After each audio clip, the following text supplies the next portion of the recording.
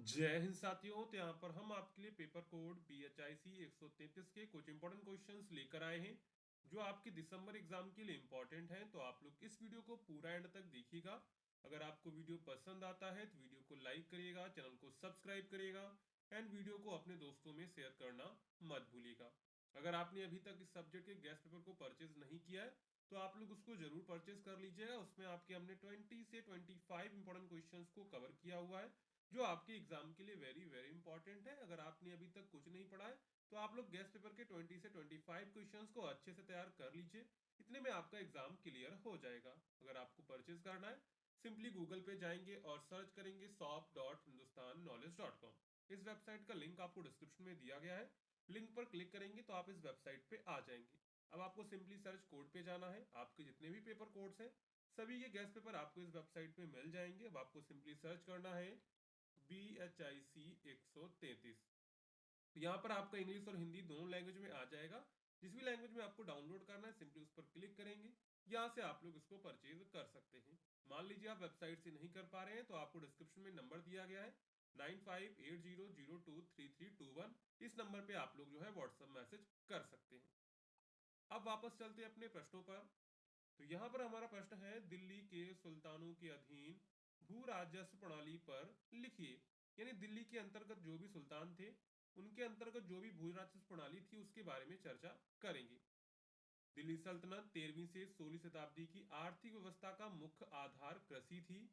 राज्य की आय का सबसे बड़ा स्रोत भू राजस्व था। इसलिए दिल्ली के सुल्तानों ने एक संगठित और प्रभावी भू राजस्व प्रणाली विकसित की जिससे राज्य को स्थायी आय मिल सके और प्रशासन को मजबूती प्राप्त हो सके। तो सबसे पहले हम लोग देखेंगे भू राजस्व क्या होता है और उसका महत्व क्या है। दिल्ली सल्तनत में सेना के रख रखाव, प्रशासनिक खर्च, निर्माण कार्य और दरबार के व्यय के लिए नियमित आय आवश्यक थी।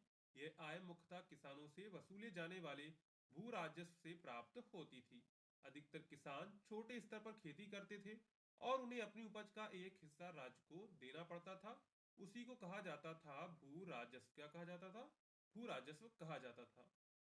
तो सबसे पहले देखते हैं प्रारंभिक सुल्तानों की व्यवस्था। तो प्रारंभिक सुल्तानों जैसे इल्तुतमिश के समय भू राजस्व प्रणाली पूरी तरह संगठित नहीं थी। भूमि को एकता प्रणाली के अंतर्गत अमीरों और सैनिक अधिकारियों को सौंप दिया जाता था। वे अपने क्षेत्र से कर वसूल कर एक भाग केंद्र को देते थे। इससे प्रशासन तो चला लेकिन किसानों पर अमीरों का अत्याचार भी बढ़ा। मतलब क्या? राज्य जो होता था वो क्या करता था, सैनिक या फिर अमीर लोगों को अपनी जमीन दे देते थे। इसके बाद वो लोग अपने क्षेत्र के किसानों को जमीन देते थे। ठीक है। इसके बाद उनसे कर वसूलते थे। इसके बाद कर सैनिक के पास आता था, सैनिक से राज्य के पास जाता था। तो यहाँ पर जो सैनिक अमीर लोग थे वो बिचौलिया का काम करते थे और वो लोग क्या करते थे, किसानों से सबसे ज्यादा कर वसूलते थे और राज्य को कम कर देते थे। इससे क्या हुआ, इससे किसानों पर अत्याचार हुआ। इसके बाद अलाउद्दीन खिलजी आते हैं, वो इसमें सुधार करते हैं। तो भू राजस्व प्रणाली में सबसे बड़े सुधार अलाउद्दीन खिलजी के समय हुए। उसने किसानों और जमींदारों के बीच राज्य की सीधी भूमिका स्थापित की।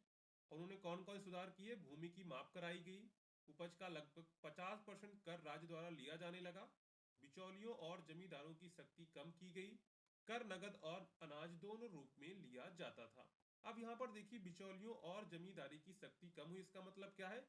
इसका मतलब राज्य ने क्या किया, राज्य ने डायरेक्ट जो है सीधे किसानों को खेती दी और उनसे 50% कर वसूला।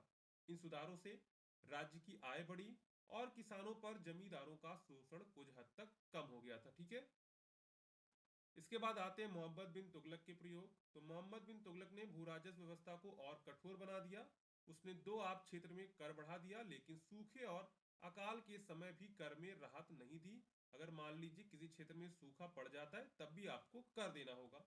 इससे किसान असंतुष्ट हुए और कई स्थानों पर विद्रोह हुए। यद्यपि उसने कृषि सुधार के लिए ऋण देने की योजना भी शुरू की, वह सफल नहीं हो सकी। इसके बाद आते हैं फिरोज शाह तुगलक की नीति। तो फिरोज शाह तुगलक ने किसानों के प्रति अपेक्षाकृत उदार नीति अपनाई।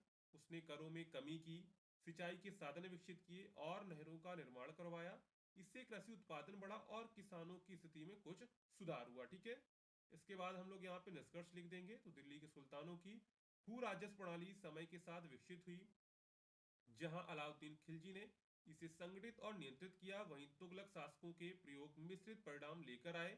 कुल मिलाकर यह प्रणाली सल्तनत की आर्थिक रीढ़ थी, जिसने राज्य को शक्ति प्रदान की, लेकिन अत्यधिक करों के कारण किसान को कई बार कठिनाइयों का सामना भी करना पड़ा। तो ये आपका जो है पूरे प्रश्न का उत्तर हो जाता है। अगर आपके एग्जाम में आता है तो आपको ऐसे ही हेडिंग वाइज आंसर्स को लिखना है, ठीक है।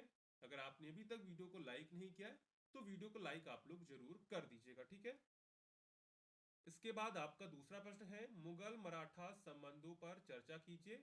यानी मुगल और मराठा के बीच कैसे संबंध थे उसके बारे में चर्चा करेंगे। मुगल मराठा संबंध भारतीय इतिहास का एक महत्वपूर्ण अध्याय है। ये संबंध 17वीं शताब्दी में उभरे और इनमें संघर्ष, सहयोग, कूटनीति और युद्ध सभी तत्व देखने को मिलते हैं। मराठा शक्ति का उदय मुख्य रूप से दक्कन क्षेत्र में हुआ, जिसने मुगल साम्राज्य के लिए एक बड़ी चुनौती पैदा की। तो सबसे पहले हम लोग देखें मराठा शक्ति का उदय। तो मराठा शक्ति के संस्थापक छत्रपति शिवाजी थे। उन्होंने पश्चिमी दक्कन में एक संगठित राज्य की स्थापना की। शिवाजी ने स्थानीय जनता के समर्थन और गुरिल्ला युद्ध नीति के बल पर कई किलों पर अधिकार किया। प्रारंभ में मुगल सम्राट औरंगजेब ने मराठों की गंभीरता से नहीं लिया, मतलब कि मराठों को गंभीरता से नहीं लिया, लेकिन शीघ्र ही मराठा शक्ति मुगलों के लिए खतरा बन गई थी। शिवाजी और मुगल। तो शिवाजी और मुगलों के संबंध अधिकतर संघर्षपूर्ण रहे। मुगल सेनापति राजा जय सिंह को शिवाजी से निपटने के लिए भेजा गया। 1665 ईस्वी में पुरंदर की संधि हुई, जिसमें शिवाजी ने कुछ किले मुगलों को सौंपे और आगरा जाकर मुगल दरबार में उपस्थित हुए। बाद में शिवाजी का आगरा से साहसिक पलायन मुगल प्रतिष्ठा के लिए एक झटका था। इसके बाद औरंगजेब की दक्कन नीति। तो औरंगजेब ने अपने शासन का बड़ा भाग दक्कन में मराठों को दबाने में लगाया। 1680 ईस्वी के बाद मराठा संघर्ष और तेज हो गया। शिवाजी की मृत्यु के बाद भी मराठा शक्ति कमजोर नहीं पड़ी। संभाजी और बाद में राजा राम ने संघर्ष जारी रखा। मराठों की छापामार नीति ने मुगल सेना को भारी नुकसान पहुंचाया। अब मुगल मराठा के बीच जो भी संघर्ष हुए उसके परिणाम क्या निकले। लंबे युद्धों के बाद मुगल साम्राज्य को आर्थिक और सैनिक रूप से कमजोर कर दिया गया। मराठों ने धीरे धीरे दक्कन में अपना प्रभाव बढ़ाया। 18वीं शताब्दी में मराठा शक्ति उत्तर भारत तक फैल गई और वे एक प्रमुख राजनीतिक शक्ति बन गए। इसके बाद हम लोग यहाँ पे निष्कर्ष लिख देंगे। तो मुगल मराठा संबंध केवल युद्ध की कहानी नहीं है, बल्कि यह भारतीय इतिहास में सत्ता परिवर्तन का संकेत भी देता है। ने मुगल साम्राज्य के पतन और मराठा शक्ति के उदय का मार्ग प्रशस्त किया। मराठों की संगठन क्षमता और रणनीति ने उन्हें एक स्थायी शक्ति के रूप में स्थापित किया।